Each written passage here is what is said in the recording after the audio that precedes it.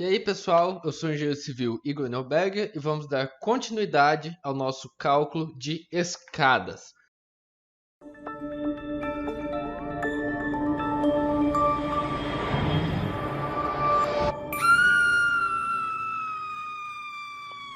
Agora, nosso segundo vídeo sobre escadas armadas longitudinalmente e o sexto vídeo dessa playlist sobre escadas. Então, a primeira coisa que eu gostaria de falar com vocês, que eu esqueci no vídeo anterior, é em relação à reação dessa escada, dessa laje da escada, nas vigas que servem de apoio, certo? Então, essa escada armada longitudinalmente, ela tem uma viga superior, que serve de apoio, e uma viga inferior, que também serve de apoio. No vídeo anterior, a gente calculou qual que seria o momento fletor, foi esse momento fletor aqui, e o esforço cortante dessa viga. No entanto, a gente não calculou qual que é a reação dela. Porque como a viga é inclinada, nesse caso, como a laje é inclinada, neste caso, a reação não coincide com a cortante, VK. Então, se eu pegar se eu quiser a reação na minha viga, uma reação QX, nesse caso, ela vai valer simplesmente QL sobre 2, certo? QL sobre 2, sendo que a nossa carga de 14,08 e L, o comprimento, né, na projeção em X de 4,93, eu vou encontrar então o seguinte valor: 14,08 vezes 4,93 dividido por 2. 34,7 kN por metro, que é maior do que essa cortante. Por quê? Porque como a laje está inclinada, essa reação ela vai se derivar numa componente normal, numa componente de tração e numa componente de cisalhamento. Então, é como se eu tivesse aqui a minha carga QX e aqui ó, QX, aqui VK e aqui NK.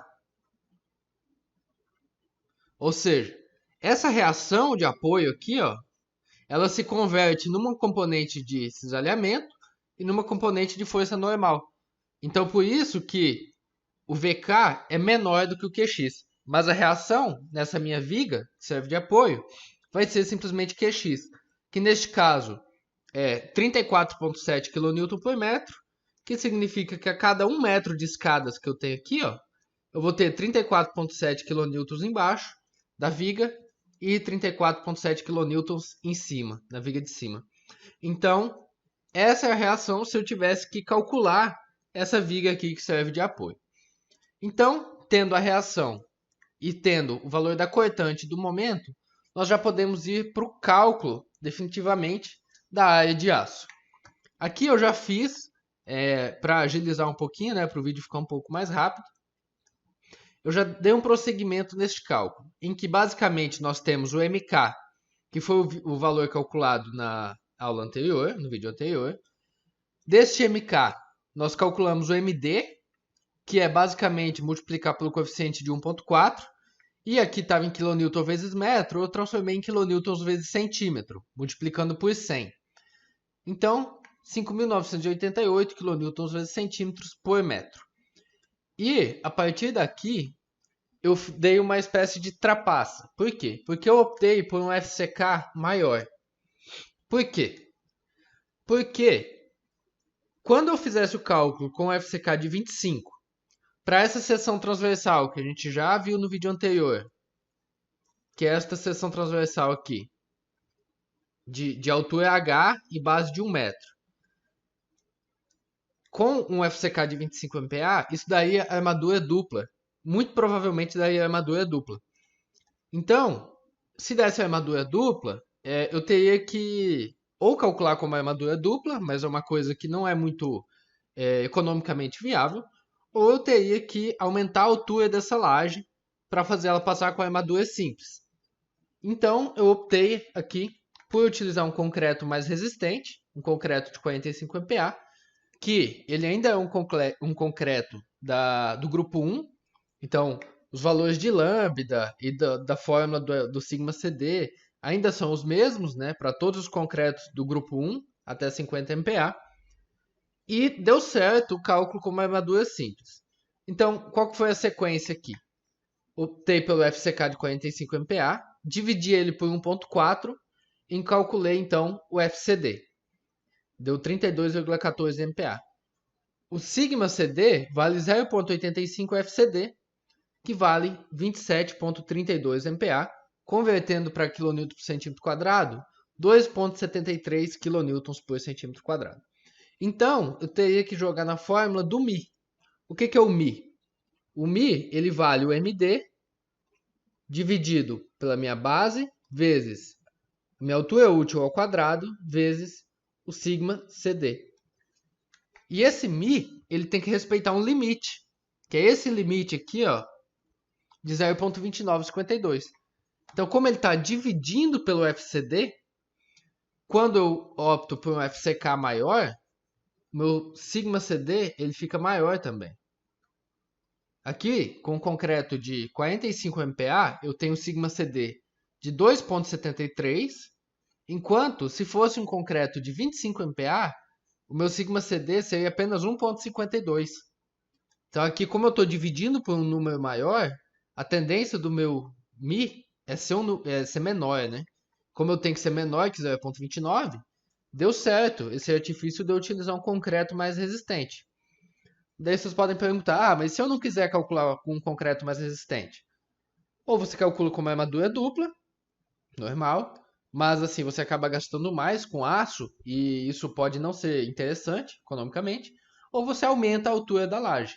Calcula com uma laje de 18 de altura ou algo assim, para passar com o μ sendo menor que 0,2952. Para calcular o μ, então, eu já tinha o MD, eu já sei que a minha base é 1 metro, ou seja, 100 centímetros, já tenho meu sigma CD, faltava eu calcular meu D, que é o D, altura útil. Eu sei que a altura útil é H menos D', e que o D' ele vale o cobrimento mais a armadura longitudinal dividido por 2. Como eu tenho um momento fletor alto, eu sei que minha armadura longitudinal vai dar grande. Vai ser uma armadura alta, elevada. Então, por conta disso, eu utilizei como se o diâmetro da minha armadura longitudinal fosse um φ de 16 milímetros. Então, transformando isso para centímetros, um φ de 1,6 centímetros, jogando na fórmula do D', fica o cobrimento mais o diâmetro da armadura longitudinal sobre 2. Então, o cobrimento para concreto na classe de agressividade ambiental 2, no caso de lajes, é 2,5 centímetros. Simplesmente D' vale 2,5 mais o diâmetro da armadura longitudinal dividido por 2, que me deu 3,3 centímetros. Então, eu calculo a minha altura útil, D, que vale H menos D'. D vale 15 centímetros menos 3,3 centímetros, que me dá 11,7 centímetros.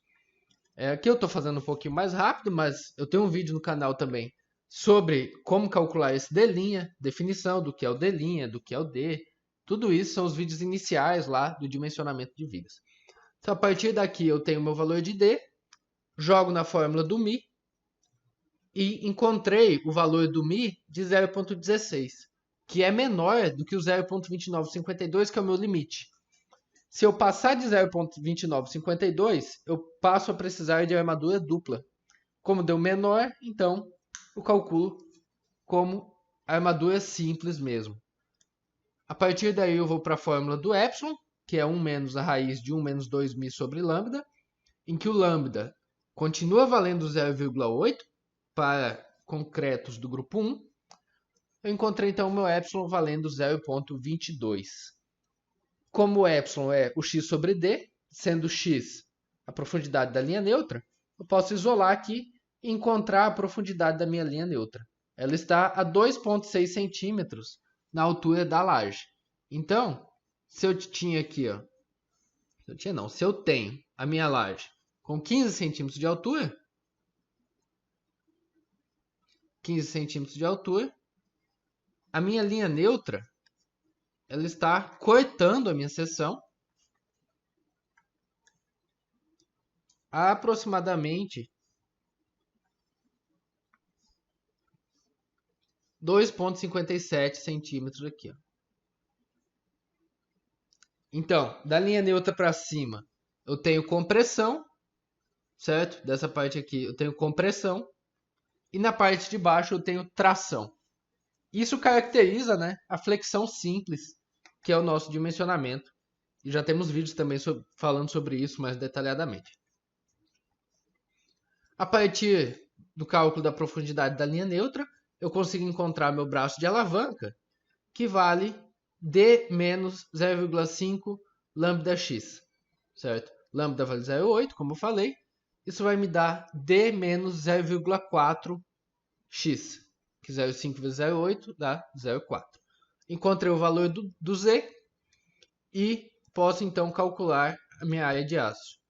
A área de aço vale MD dividido por FYD vezes Z. A área de aço é igual a MD dividido por FYD vezes Z. O MD eu tenho, o FYD é o FYK dividido por 1,15 e o FYK vale 50 kN por centímetro quadrado quando se trata de um aço CA50. Então 50 dividido por 1,15 dá 43,48. Fazendo este cálculo, eu encontro então uma área de aço de 12,9 centímetros quadrados por metro, certo? Comparando com a área de aço mínima, então eu preciso ter o meu ρ mínimo, que é a taxa de armadura mínima, para esse concreto de 45 MPa. Eu encontro ele aqui, ó. Meu ρ mínimo longitudinal para um concreto de 45 MPa é 0,23%. E a fórmula da área de aço mínima é ρ mínimo sobre 100 vezes B vezes H.